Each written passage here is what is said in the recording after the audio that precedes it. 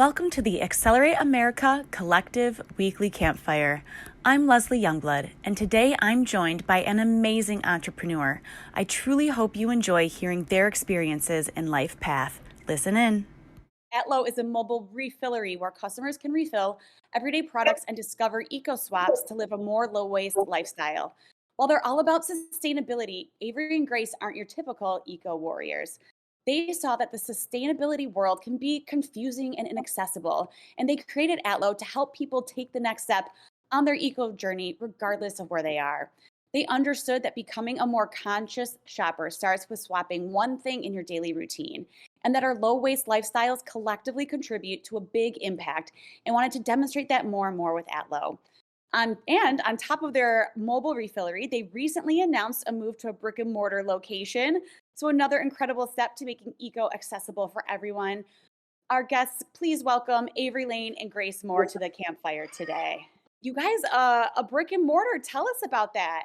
Okay, perfect. I'll take the mic for this one. So we are super excited. Earlier last week, we picked up the keys for our very first brick and mortar location here in Atlanta, Georgia. We say brick and mortar with a little asterisk next to it because it's actually a repurposed shipping container that we'll be using as part of a smaller small business incubator happening right here in the West End in Atlanta. So we've been mobile for a while and we've loved popping around the city, collaborating with different farmers markets and neighborhoods and pop-up events, but we're super excited to have a place to call home. It just reduces, like you mentioned, Leslie, one more barrier for people entering into the sustainability world, as we will have a dependable location that people can come to refill with us. That's so fantastic. Now, Avery, why don't you tell us a little bit, the shipping container, that sounds so cool. Like, was this a project and an initiative that you heard about a while ago and knew that this was going to be the place for you guys? Tell us a little bit about it. That's so neat. Yeah, we are so excited. So we actually started out our business kind of. Grace and I would text each other different ideas all the time, and we decided actually to enter into kind of one of those cohorts, if you will, through a co-working space here in Atlanta. So they started this little group for us to kind of throw around the little baby business ideas, little incubator, and that co-working space is in the exact same development where the shipping container is. So it's been near our heart. It's a part of Atlanta that we feel ownership of. We feel like it's really heartbeat kind of where we started. And when it came available, we were just happened to be driving by because we have so many ties to this area. And Grace, spotted that massive for rent sign, about these containers are kind of just like deposited in the parking lot, painted crazy colors. And we're like, we want one of these crazy colored containers. And so Grace got the conversation started, and now here we are. So we're really pumped. Think it's the best location. That is so cool. Yeah. I'm sorry to interrupt you. Yeah, that's amazing. And what I think is so fantastic, even additionally about that, is your mobile refillery is so cool and unique. You just tell us about like how you found that piece too. So, and I just feel like the shipping containers make perfect sense because it just has like a different feeling to it. And I feel like it really ties in well to what you guys were doing with your mobile refillery. Grace, tell us a little bit about like the trailer and how that even came to be. I know that took a lot of work. Yeah, definitely. Well, I have to give a huge kudos to Avery. The trailer is truly the cutest trailer in Atlanta, thanks to her incredible work. But we knew from the beginning that if we were going to be asking consumers to make a sacrifice in the way they shop and to change habits, then we knew that marketing had to be on our side. We had to have something eye-catching that would really create curiosity for the consumer and would make that conversation about what we were trying to do with consumer habits and the way we shop and how we consume single-use plastics. We knew that marketing would just only further support that. So we were probably on the lookout from day one to do things a little differently than other refilleries have in the past. We wanted something eye-catching. Marketing is part of both of our backgrounds, and we knew that creating a unique design for that trailer would again just help optimize those conversations. So we purchased the trailer. We actually worked with a food truck company out in California to make a few modifications to one of their models to optimize the workflow that we needed it for, allow consumers to step up in and shop as if they would in a little mini store. And we're essentially doing that with the shipping container. We're just able to work with a little more square footage, which is nice. Not much, but a bump up for us.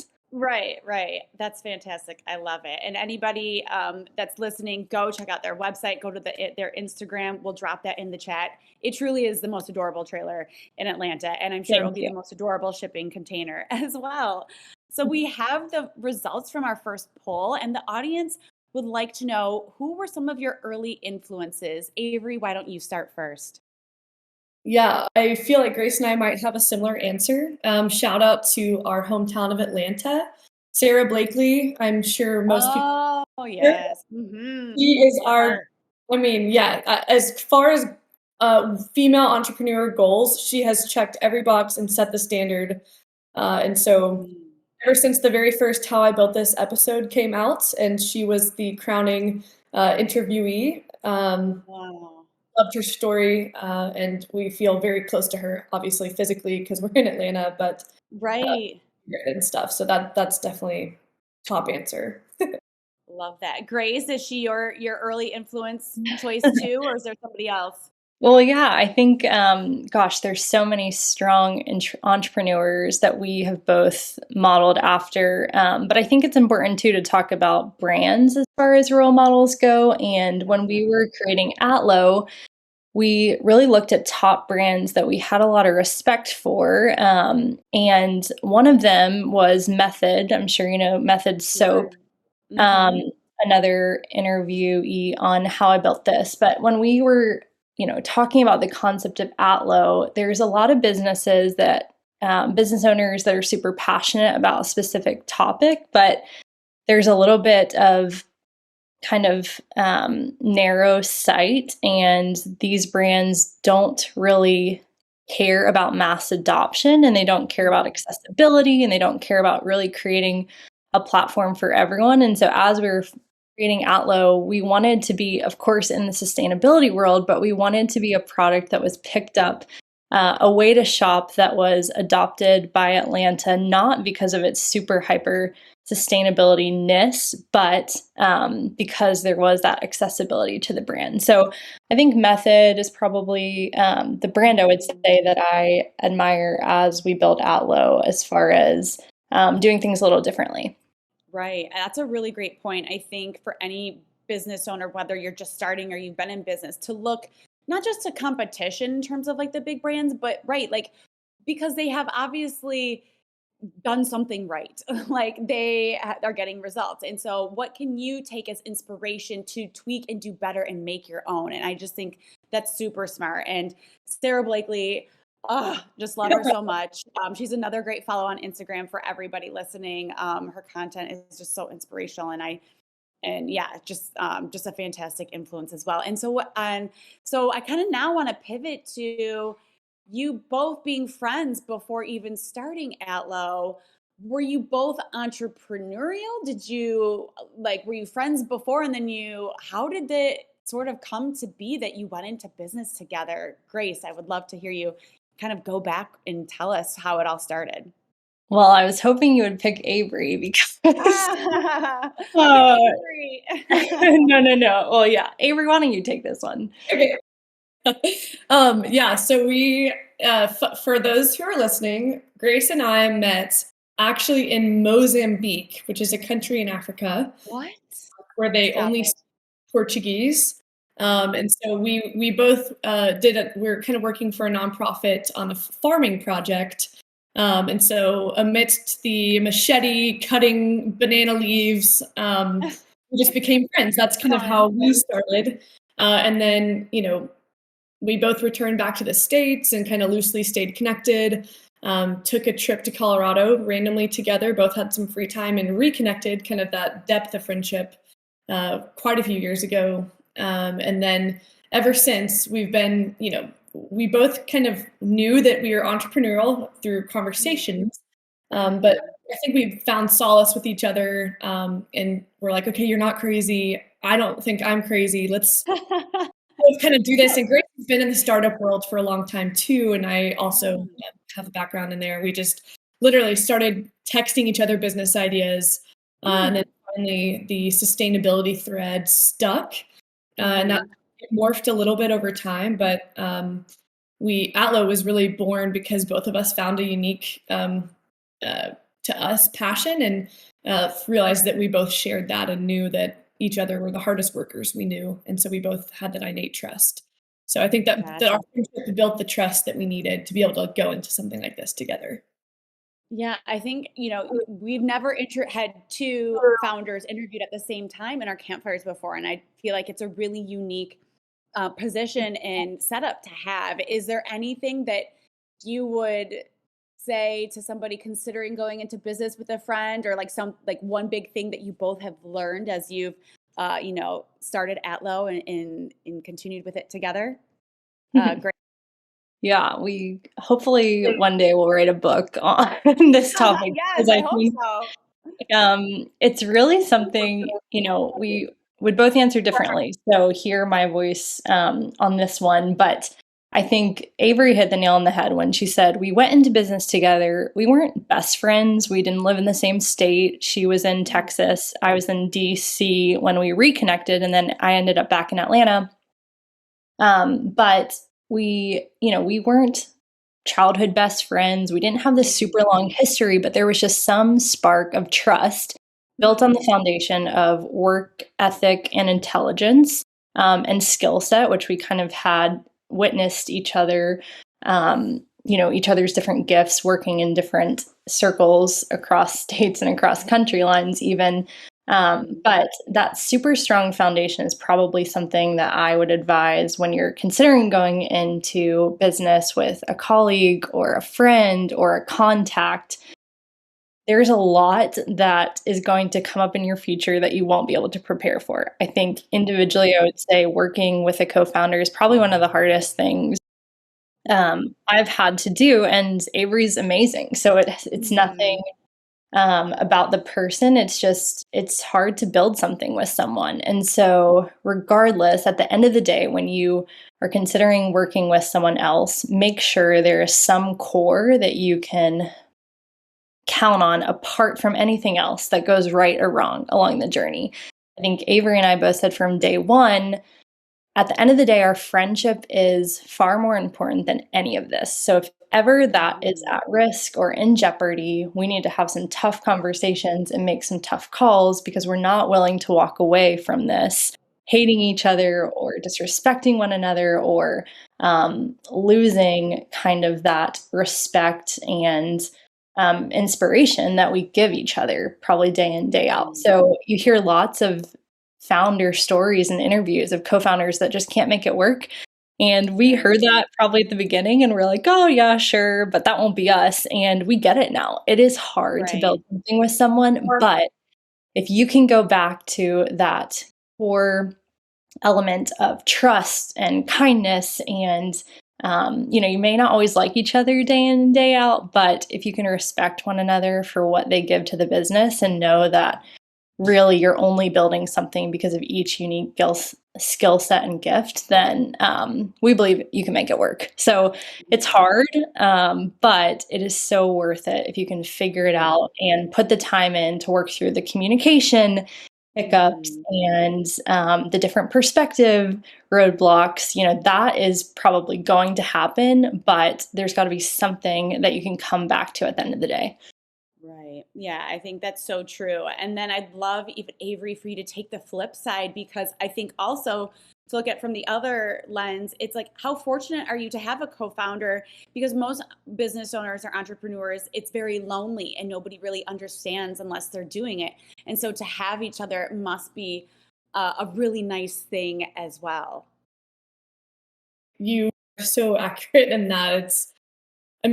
Everyone in here has probably had that moment where, I think in a way it gives you somebody to fight alongside with. It's your battle partner in a way. You have someone who has your back when you have a bad day or when you're sick. And there's just moments where, like, we've had many of those moments where one of us, for any number of reasons, couldn't, do something, and there's someone else there to pick up the slack. I mean, as silly and maybe dramatic as the comparison is, it's kind of like, co-parenting with someone.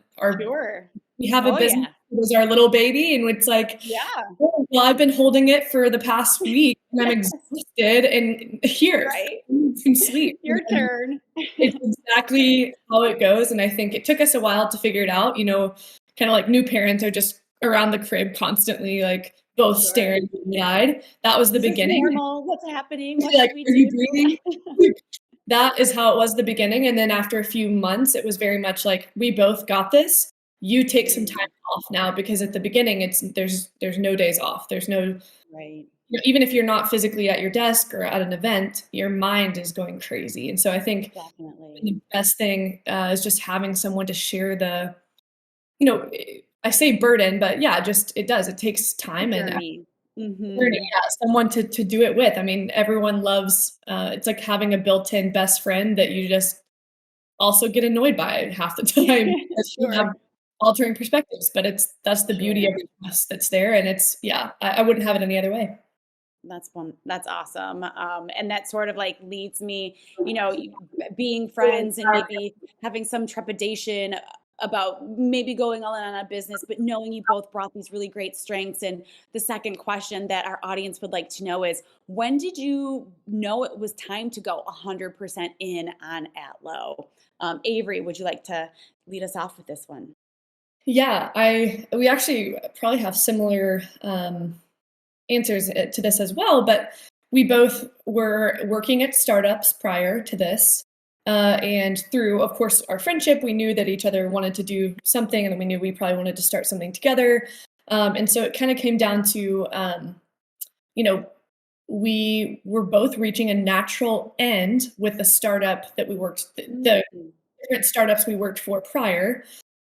Just kind of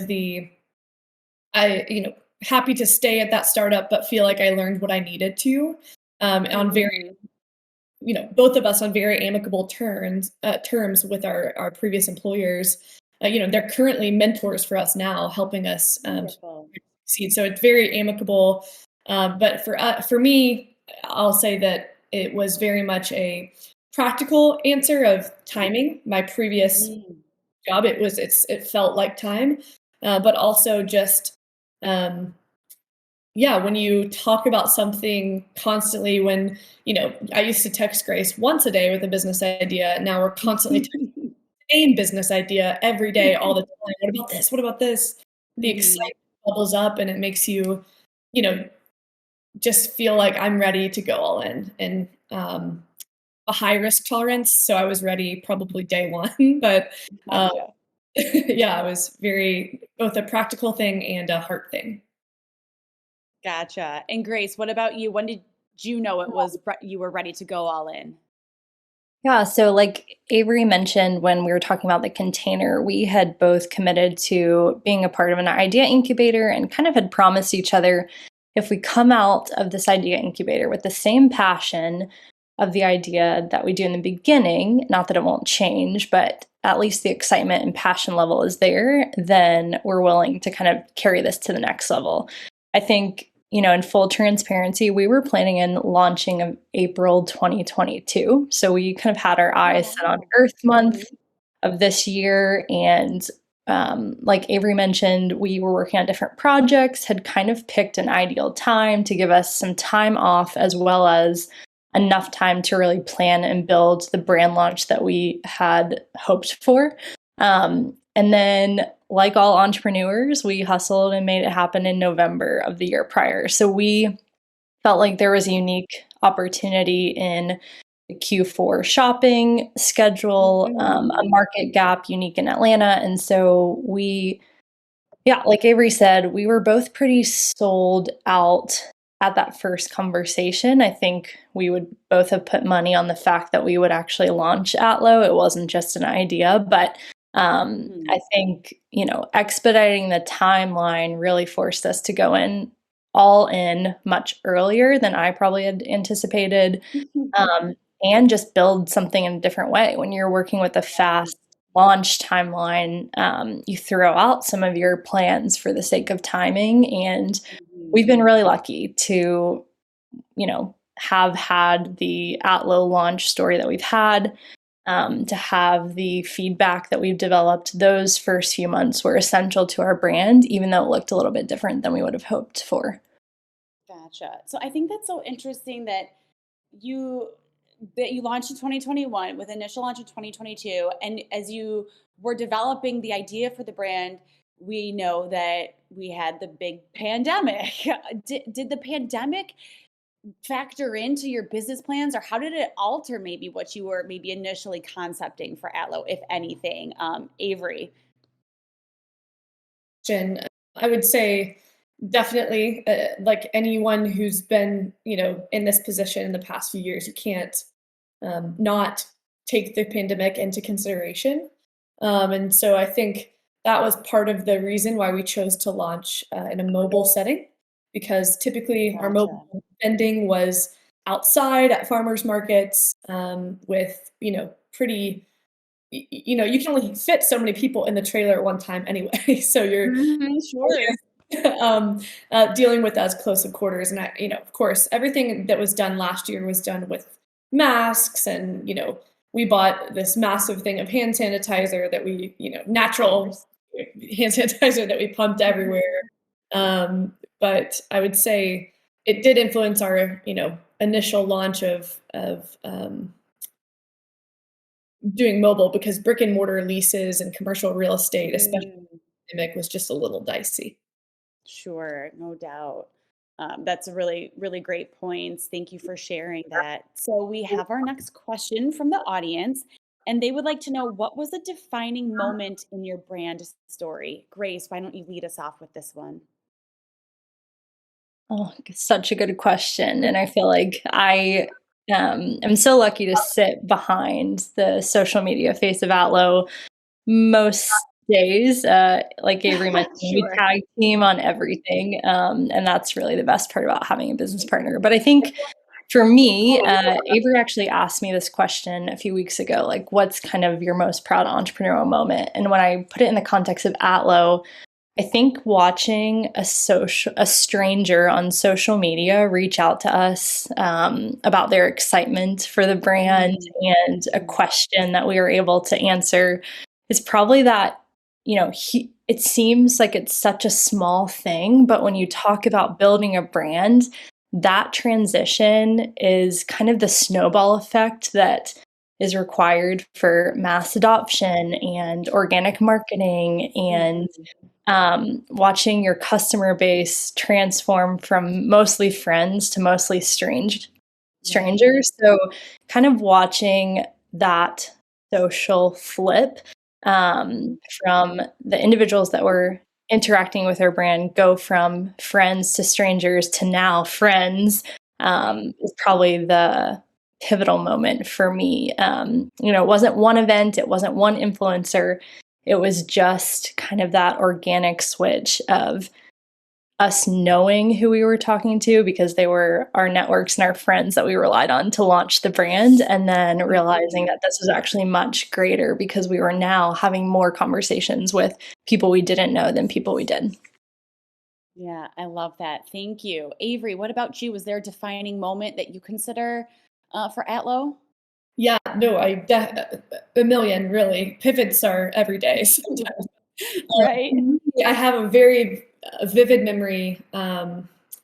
Something I learned from a previous business and startup experience was just, if someone that you don't know comes up to you, always ask them how they found you, because that helps inform decisions about what what's working and what's not. And so I remember it was an event that at the time, it had just started, and we didn't really know how it was going to go because it was a new place for us to set up.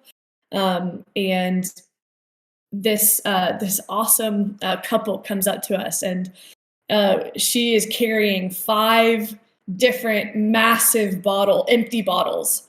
And she shows up and she's like, "I found you guys online. I'm so excited." And she just filled up her containers. Bought gallons of soap from us. Wow. was just that moment I was like, this is gonna work. Uh-huh. When somebody looks, they just she's like, I literally just Googled, like a refiller, she knew the term refill or refill shop, Wow. refill shop. And to have our SEO presence work, our, little stuff like that, that's like, she literally just Googled and found our name, and then the funnel worked. That's Right. happened. And it was one of those things where I'm like, maybe we're not perfect. I know we're not perfect, but she did this today. And like, that was, I don't know, a moment for me that was really impactful. It made the event. It was the first time that had happened. It was kind of early on, but now that's happened many times over, and it's just as happy each time. You're like, can't wait until we have a consistent place with a container for you to show up. Right, right. Yeah, it never gets old, Cool. right? To Yeah, see exactly. people who respond to your brand and love what you do and what you provide to them. So I think that's so awesome. All right, guys, we're wrapping up with the campfire. There is one question left to vote on in that poll. And if you have any other questions for Grace and Avery, please drop them in the campfire chat and we'll ask them before we wrap up today. So I have to, while we wait for the poll and wait for maybe some final questions, I want to talk about grants and funding, because you two were our fan favorite winners from our spring pitch competition. We have this amazing grant competition going on right now. Tell us a little bit about your experience with grants. Was that your first competition? Just would love to know anything that you might want to offer and share with the audience about that specifically. Grace, why don't you start? Yeah, absolutely. Well, we were so honored to be a part of the Accelerate America pitch competition. It feels like it was so many months ago. It wasn't that long It ago, but does. I that know. Yeah. just shines a light on how much has happened and how crazy, as you all that are listening know, life can be as an entrepreneur. But we are pretty new to the grant world. We're not going to say that we're grant experts. But what we've learned is that there are amazing communities across the US committed to helping entrepreneurs just like ourselves with funding, publicity, PR, marketing. There's just so many resources out there. And so Accelerate America was our first virtual pitch, which was amazing. Pitching virtually is totally different than pitching on a stage. And so we've luckily been able to do both now. And hopefully we'll continue to share the mission of Atlo across stages regionally and nationally. But I definitely would just throw out there, if you're considering the grant world or applying for pitches, you really have nothing to lose. Get out there. It is great practice to share your story, to practice communicating your heart's mission with strangers. And I think the ripple effect every time you get up on stage to pitch your business, or I should just say anytime you pitch your business at all, whether it's to the customer in front of you or a social influencer about a collaboration or on a stage with a chance to win thousands of dollars, every opportunity has a ripple effect and will allow your business to keep growing organically. It's that snowball effect that you just can't put into a formula, but definitely go for it. Grateful to be a part of this community and excited for future opportunities to come. Awesome. Avery, would you like to add anything before the final question?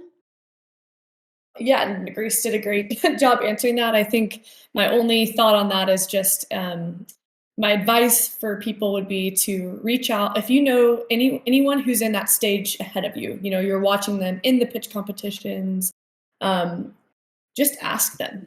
Like I had a conversation with another founder a couple months ago, and I told her, hey, I just watched you on stage, you did so well. And then she asked me a little bit about our journey and what we've had the pleasure of pitching and stuff like that. And we both take out our phones on the notes app, and we're giving each other tips on other ones that exist that they've had great experiences with, or all those different things, and just swap notes, because we're all here to help each other. The pie is big enough for everyone to have a slice. And so we'll always add, they're not competition. Everyone is here to help each other. That's the only way we're going to make it. So don't be afraid to ask.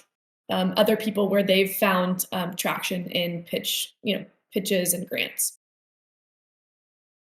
Awesome. I love that. Thank you. And so I'm going to keep going with you, Avery, for the final question, and then we'll move over to Grace. So, question: what has been the biggest change in you since starting Atlo? Oh my Just a goodness. little question. Yeah, Just a little. there's probably 5 million answers to this question, but Sure, right. the biggest change in me has been, I think for me, you're constantly learning, you learn every day. But I would say the biggest change that I have watched make the biggest impact on our business is how strong the small business ecosystem can be, both in emotional support, practical support. And yeah, those connections we've made with other small businesses in Atlanta have completely changed the game. One, for Atlo, but two, just for friendships. And you realize there's this, thriving, tough, can withstand almost anything community that I have, I can't believe I get to be a part of. So the biggest change in me has been, the impact, just my heart softening to the impact that other business owners have had on me, and I hope to have on them. I love that. Thank you for sharing that. Grace, what about you? Yeah. Well, I say, as an entrepreneur, we're constantly changing and we are far from perfect. I am far from perfect. But I think it's interesting because if you've come from a different startup or a different background, you probably have ownership in whatever you're doing because you're likely entrepreneurial at your core.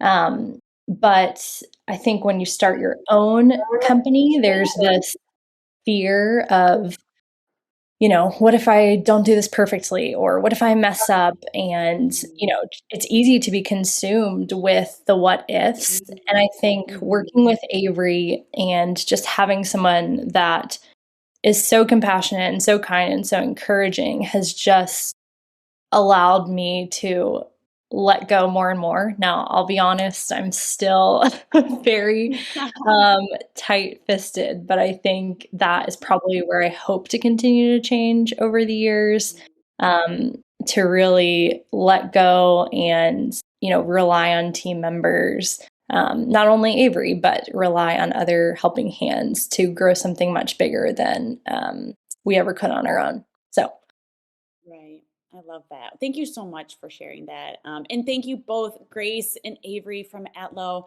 That wraps up our campfire for today. We appreciate you joining us, sharing your story. Incredible company.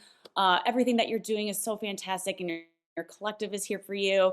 Everyone in the audience, thank you for joining us. We dropped some links to Grace and Avery's Atlo in the chat. Please follow them, follow along, ask any questions, and thank you all so much for joining us. Have a great day. Thank you so much, Avery and Grace. If you'd like to join the Excelerate Collective and attend future campfires, visit accelerateamerica.com/join and check out our future guest at accelerateamerica.com/campfire. Take care.